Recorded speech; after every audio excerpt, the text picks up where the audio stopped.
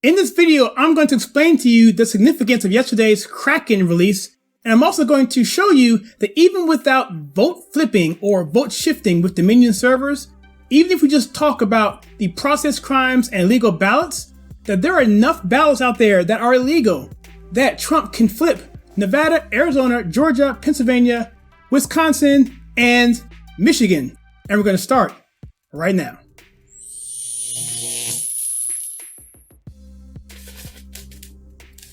So first off, happy Thanksgiving. Welcome to the channel again. Today I'm going to talk about the Kraken significance. Yesterday was incredible. There was so much news that happened yesterday. Sidney Powell and her team were fantastic. Essentially, they are taking no pay, for the most part, out of pocket, and they're doing the job of the DOJ of a staff of about 3 people. So applause out to those guys. Give them some money. Go to their site and check them out. I'll put that up here in a second. But yesterday, like I said before, was incredible. Kevin McCullough put this out here, and this is going to be the framework for this entire video. So here's what happened in almost every single state. And what we're going to do is we're going to talk about these key states, but we're going to give a quick overview of everything. I got to give some context, okay? Then I'm going to tell you what the Kraken did yesterday and what it was. For those of you who don't know what we mean by Kraken, some people are just coming here for the first time and don't know. So that's fair. Also, talk about those points that were mentioned in that past tweet about what happened in Michigan and Georgia, which is where the Kraken was released, and the fact that the judge in Pennsylvania halted certification there. We've talked about certification in past videos, and I'll put some links above to kind of reference you. In Wisconsin, something happened where a judge has a petition now of 150,000 counterfeit ballots, and a judge in Nevada also is going to lead ahead of a evidentiary hearing. So he's going to hear evidence against fraud in Nevada. And also in Georgia, Linwood and his team have been granted an expedited review for the 11th Circuit. All right, now what I want to talk to you about is the plan of attack again. And you've seen this before if you've been on this channel. I'd recommend going back and checking out the last 2 videos to kind of bring you up to speed.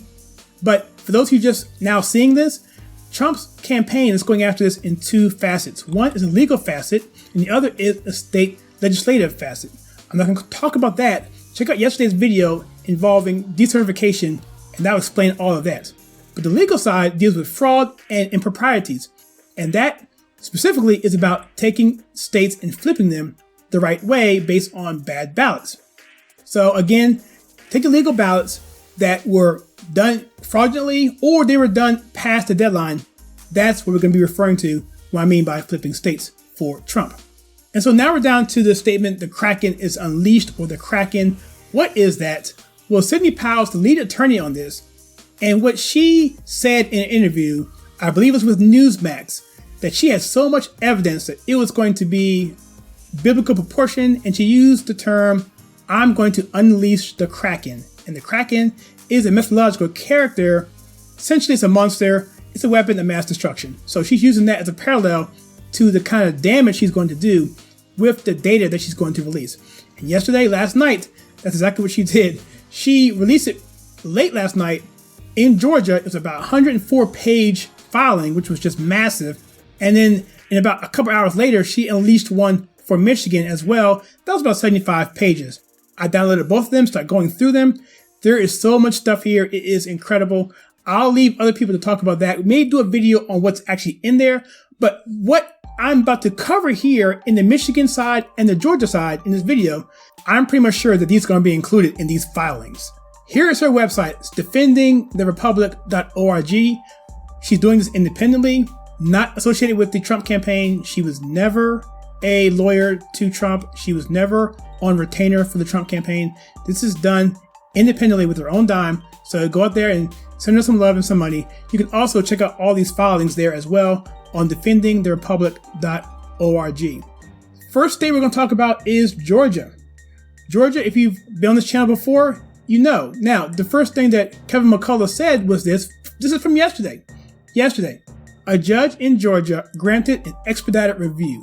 Now, what do I mean by that? Well, Brad Raffensperger, who is the Secretary of State, basically turned down and was doing anything he could do to prevent the Trump team from getting justice. I mean, he was blocking everything. The audits that they were doing were just recounts of bad votes. And so essentially what happened was they found out that only 0.03% of mail-in ballots were rejected. It was an outlandish number when the average is 3% if you're doing it for the first time, 1% if you've done it before. It's 6 times the number of ballots that's ever been done in history. And yet they're not rejecting anything. And so with this, a full audit's been ordered in Georgia. And if you look at the percentages on this, the number of ballots that should be tossed out in Georgia should be about 40,000. Now, right now, I mentioned this before, it's 6 times more ballots than before. If you take that math and put it in there, 40,000 votes should be tossed. And Trump, who is down in Georgia by 12,000, should win Georgia by about 25,000. Now, outside of the Kraken release, Michigan didn't have any news, but I did want to at least mention them because there is a meeting scheduled on December 4th to look over the evidence, similar to some of these other states. And so, what evidence are we talking about? Were under affidavits, there are people who were threatened. They were backdating absentee ballots. The poll workers were told not to look for any problems on any of the ballots. There are thousands of ballots that showed up in a truck in the middle of the night that went in, were processed. In some cases, they were triple counted. This was witnessed by many people. They have over 200 affidavits, including a former Michigan Secretary of State and a former Michigan Attorney General, are all part of that Kraken release yesterday. So I wanted to mention Michigan, even though it wasn't directly related to any news yesterday. It was mentioned because of the Kraken was part of it. So, and in terms of Trump maybe flipping Michigan, how does that look? Well, if you take the information I just mentioned, you have 300,000 illegitimate ballots, roughly. And with that, Wayne County alone, which is the one that didn't want to recertify, that whole problem they had there in Detroit, 75% of those ballots had issues. And so we're looking at 300,000 ballots. And if you take that, Trump is down in Michigan by 157,000. And Trump should win somewhere around 50,000 votes in Michigan. So in Pennsylvania yesterday, a judge blocked certification for the state, even though they already certified it. But it was not a good certification because they ignored all of the procedures to do so. They've even blocked the main guy who did the hearing yesterday for the evidentiary hearing to the panel. His name is Doug Mastriano, a patriot. They blocked him on Twitter. And people on Twitter are upset and on Facebook upset. They're saying basically, we know what you're trying to do in terms of stopping us. You're trying to prevent us from having a fair and free election, and we're not going to let you do that.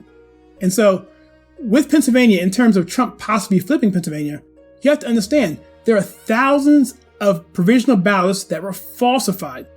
Also, Justice Alito put before the election happened that you can't have your votes come in past 8 o'clock on election night. You can't do it. Pennsylvania, totally disregarded that. They went on a 4-3 order from the Supreme Court of Pennsylvania saying that they could extend it to up to 3 days after, but that's not in their prayer view. They can't do that. And so that is Act 77. Go check it out. And that, anything past that, is unambiguous. It's undeniable based on what Alito was saying in his wording that those ballots after 8 o'clock should be tossed out. And if you do that, we're looking at Trump being down 82,000 to actually winning Pennsylvania by 300,000 votes. Okay, so for Wisconsin, yesterday, a judge in Wisconsin has to petition for 150,000 counterfeit ballots.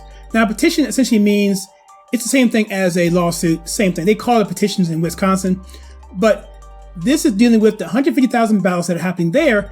And the problem with that is that Wisconsin, you must apply for a ballot before you can vote. There must be a chain of custody going back to an actual person who actually asked for the ballot. In other words, you have to have an application. And guess what? There are over 150,000 of these counterfeit ballots. 60,000 of them are in Milwaukee and 40,000 of them are in Madison alone. And so now with those figures, if you take the fact that Trump is down 20,000 in Wisconsin, you put that against there and toss those ballots away that are counterfeit or illegal. Next thing you know, Trump is winning Wisconsin by 80,000. So Nevada came up yesterday because the judge basically said that we're going to do an evidentiary hearing on voter fraud because essentially there's no signature verification going on and other irregularities. Richard Grinnell, who's been in Nevada for a long time, tweeted this out saying that Clark County, which is essentially Las Vegas, said that the officials there threw out an entire commissioner's race because they didn't have confidence in their own election, and now these officials are going to be deposed. Interesting. Like I said before, there's no signature verification, there's ballot fraud, and this case is going before the judge for this evidentiary hearing. It's going to be on December 3rd next week. And if you take that, they're saying, now we don't have any figures, but according to the Washington Examiner, that Trump right now is down 33,000 votes in Nevada, but they have enough improper ballots to more than cover that and give Trump the election for Nevada. Very interesting indeed. So even Nevada now is in play. And lastly, we come to Arizona. Arizona, I put this up here because yesterday, according to Sidney Powell, that there was potentially 35,000 votes given to every single Democrat candidate just to start off the voting. Every Democrat candidate in Arizona was given a 35 vote head start at the start of election. So if you do the math there, simply 35,000 votes spotted to Biden is more than enough because Trump is down Arizona by only 10,000 votes. All right, so let's recap and say what's next here. What's next essentially is in Arizona, it's going to have an evidentiary committee meeting on the 30th of November. Nevada's going to have their meeting on the 3rd of December. Michigan's going to have their meeting on the 4th of December. And Pennsylvania's going to have one as well. I don't have a date for that. So what's next? Look for state legislators to meet to discuss electors.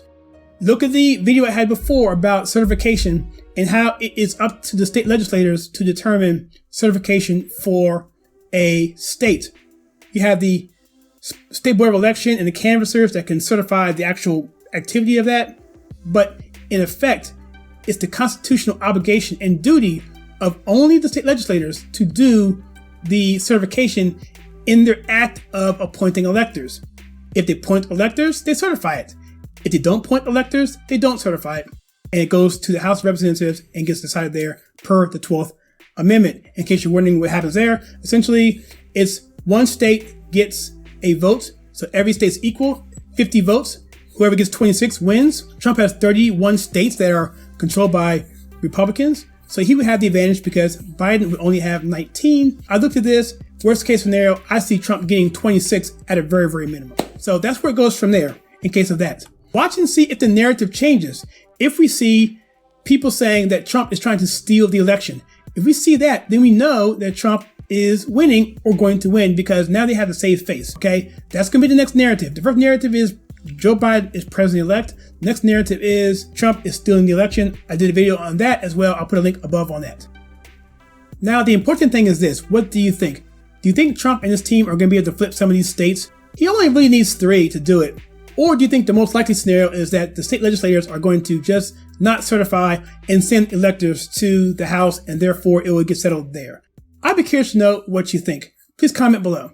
Also, if you like this channel, what we're trying to do, then please click like and subscribe, share with your friends. We're trying to reach 10,000 subscribers still.